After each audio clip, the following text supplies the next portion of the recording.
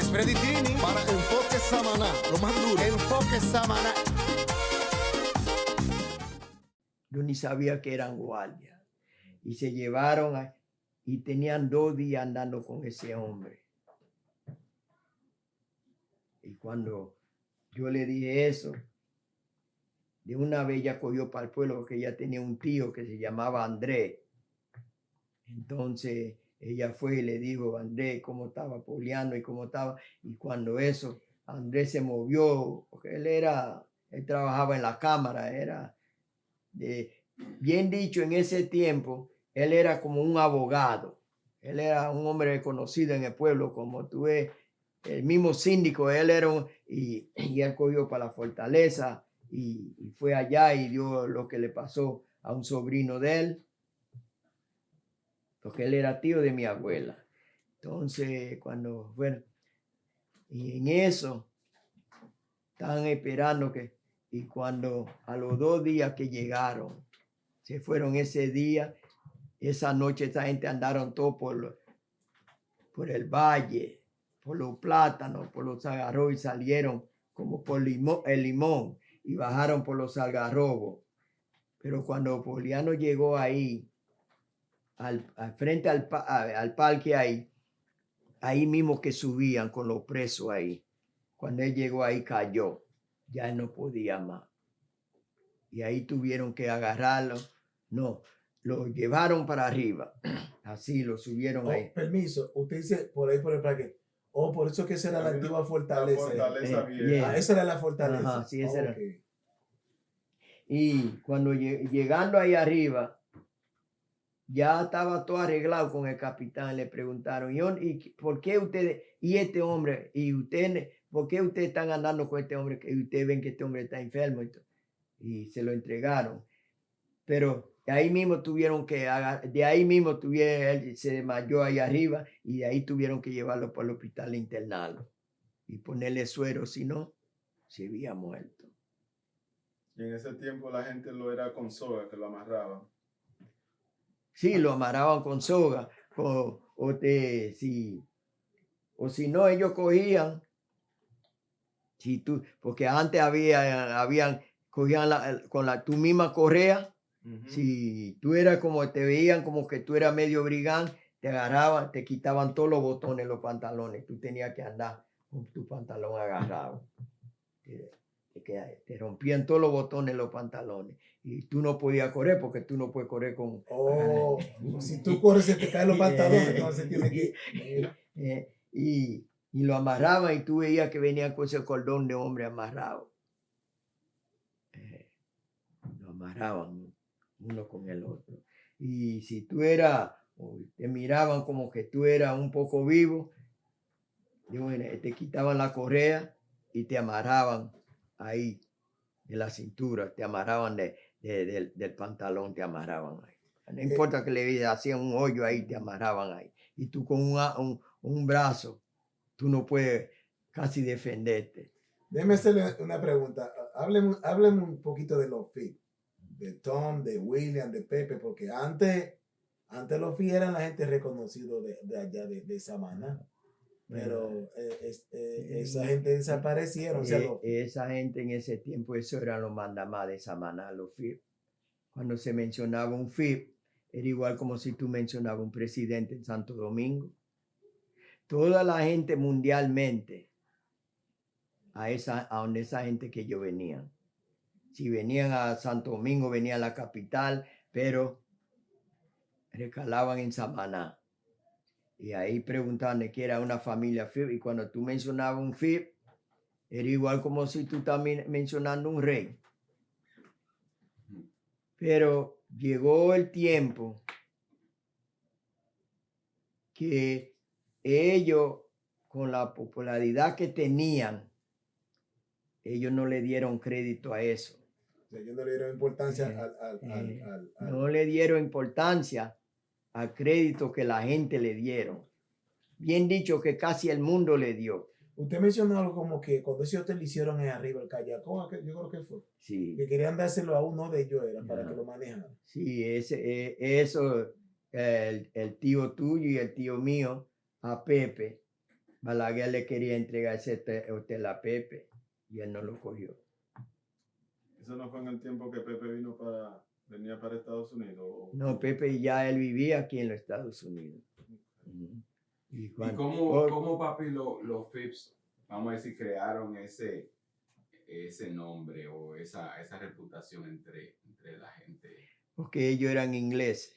Okay. Entonces ellos eran ingleses y cuando eso, porque Samaná, todo eso por ahí por la iglesia evangélica, toda esa gente por ahí eran ingleses.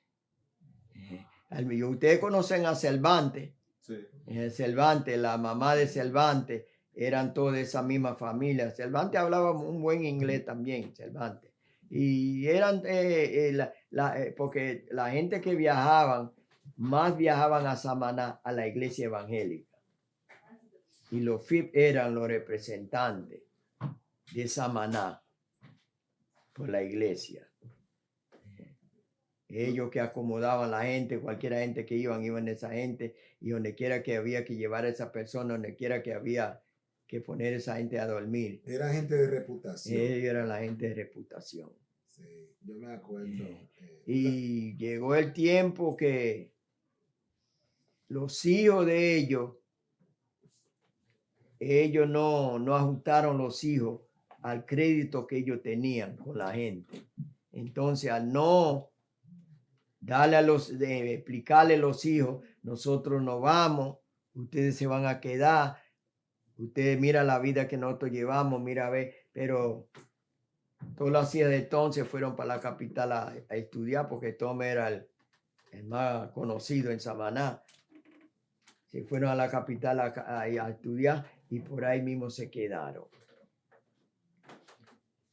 Entonces, se fueron quedando y en eso mataron a Trujillo. Pepe se fue para Nueva York, se quedaron ellos ahí, pero ninguno hicieron nada para dejar algo, para que se quede algo como recuerdo. Nada más la historia de ellos era lo único. No hicieron un legado. Eso era lo único. Murieron y ahí andan todos los hijos, uno por el norte, el otro por el sur, el otro por el este, el otro por el oeste, y así de bandado, sin cabeza. Porque tienen cabeza, pero la cabeza no lo están ejerciendo. Y una pregunta, Pap. Para ellos esto es una pregunta diferente. Con respecto a lo que le llaman Villa Salma. Yo sé que un tiempo usted mencionó que todo eso era como una sabana o algo así. Esa es Villa Salma. Eso era un terreno de una señora que se llamaba Salma. Okay. Eso era un cangrejal, eso era una ciénaga ahí. Y cuando tumbaron el pueblo, a ella le pagaron eso ahí. Y ahí que hicieron ese pueblo. Pero una parte nada más que era de ella. Porque ahí había terreno, ahí había terreno de un viejo llamado Yonó. Y Fed y todo. Nada más una parte que era de Villas, era de Salma. Pero entonces, cuando hicieron el barrio ahí, le pusieron todo Villa Salma. Le pusieron todo Villa Salma. Sí. Sí, porque escuchábamos siempre que mencionaban la loma de Yonó. La loma de Sí, Yonó. la loma de Yonó. Todo el llano de abajo era de una parte del llano. Todo eso ahí, por de donde está Ru. De ahí donde está Ru, hasta ahí que llegaba lo de Fedi. Después había una casa vieja ahí, que cuando tu abuelo se casó, ahí que él vivía. Él y mi mamá. Ahí que ellos Ese vivían. en el rancho grande que... No, una casa de tiempo antiguo, una casa bien grande, hecho en tiempo antiguo. Ahí que ellos vivían. Y de ahí ellos se mudaron para La Verita, una propiedad de Tom. Espérese, usted está hablando, eso era una casa en la entrada de No, Perú. esa casa ustedes no lo llegaron a ver. Yo llegué a ver esa casa, porque era cuando yo era niño, ahí que mi primer niñez. Y de ahí se mudaron para La Verita, allá en la propiedad de Tom, y de ahí mi abuela le dio a mi mamá un cuadro de terreno porque no quería que, que ella se levantara trabajando para otra gente. Porque también en la entrada de Villa Salma había una casota grande donde estaba una mata de tamarindo. ¿Esa casa de quién era? ¿Por dónde que está? A la derecha, a la izquierda. Arriba, donde estaba la mata de Buen Pan, que vivía Ginini. Bueno, yo sé barrio Wilmore. Es en el barrio Wilmore. Barrio Está Wilmore. hablando No, del barrio Wilmore. ese barrio. No, tú estás hablando de esa casa era de él. Otro de en la casa de del madera. papá de mi mamá, de mi Ok, papá. ok. Ahí que mi papá se crió. Ok, Ahí ok. fue que él se crió. So, eso era, ok. Sí. Cuando tú llegabas de ahí donde Piña, donde estaba la farmacia Bahía Vía de Ramón, todo eso era barrio Wilmore. Okay. Todo eso por el tanque, todo eso era de los Wilmore. Entonces, Y eso del Wilmore, ¿cómo se metieron toda esa gente ahí? La gente que están viviendo ahora, Sí. Bueno, en ese tiempo, porque eso tenía dueños, era una Sí, propiedad. todo eso era una sabana ahí que criaban vacas, O'Neill, Calla, Jacob, ahí esa era una finca de vaca ahí. Y cuando tumbaron el pueblo, comenzaron a rentar solar para que la gente hiciera una casita hasta que le entregaran su casa, porque muchos no querían ir en los barrancones, los ranchones que hacían. Entonces, si yo tenía una, porque la mayoría de las casas eran de madera, y como había mucha madera, ellos conseguían un buen poco de madera, y iban y hacían una casa ahí, como había muchos carpinteros, porque eso es lo más que había en Samaná, era carpintero, porque casi no se trabajaba mucha albañilería. Y entonces, en una semana, 3 y 4 carpinteros te hacían una casa y tú te mudabas con tu familia. Siendo que lo entinglaban, le cobijaban, uno venía, trabajaban los carpinteros, en la noche le tiraban el piso, ya el otro día tú estabas sapeando ese piso y mudando tu familia ahí adentro. Usted mencionó unos nombres que cuando nosotros veníamos creciendo eran bien reconocidos en Samaná, O'Neill, Calla.